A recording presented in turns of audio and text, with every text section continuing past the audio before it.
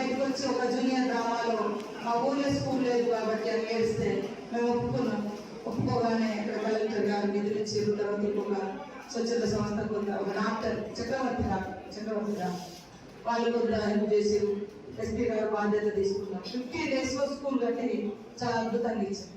అట్లాంటి మన మీ శాఖలలో ఒక్కటన్నా మనం క్రియేట్ సృష్టించుకోవాలి. ఎస్, ఇది నా హయాంలో నేను ఇది అద్భుతంగా వాటర్ కావచ్చు, హెల్త్ కావచ్చు, ఎడ్యుకేషన్ కావచ్చు, రోడ్ కావచ్చు, ఎనీథింగ్ డిపార్ట్మెంట్ లోనే ఏదో ఒక మీ దాంట్లో ఉండదు. అందుకే కదా అవార్డ్స్ వచ్చేది. అలాంటి అవార్డులకు మనం స్టేట్ తో పాటు నేషనల్ లెవెల్ సెలెక్ట్ కావడంతో పాటు ప్రజల గుండెలో ఉండేటట్టు ఉండాలి. అంటే ఖచ్చితంగా మనదైన వర్క్ ఉండాలి, మనదైన శైలిలో ఒక వర్క్ ఉండాలి.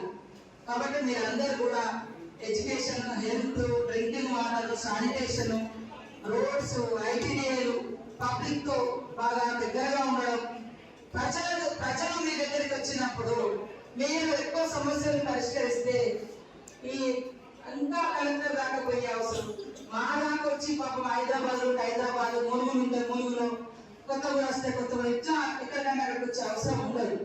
అంటే మీ పరిధిలో అయ్యే 10 సమస్యలు మీరు జెన్యున్ గా పరిష్కరించండి.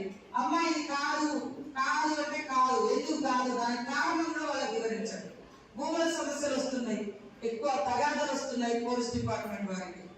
అక్కడే సెంటర్ వెళ్ళాలి, అందరు పిలవాలి, ఆ మోకా మీదకి అక్కడ కొన్ని డిస్ప్యూట్స్ కూడా క్లియర్ చేసి రావాలి.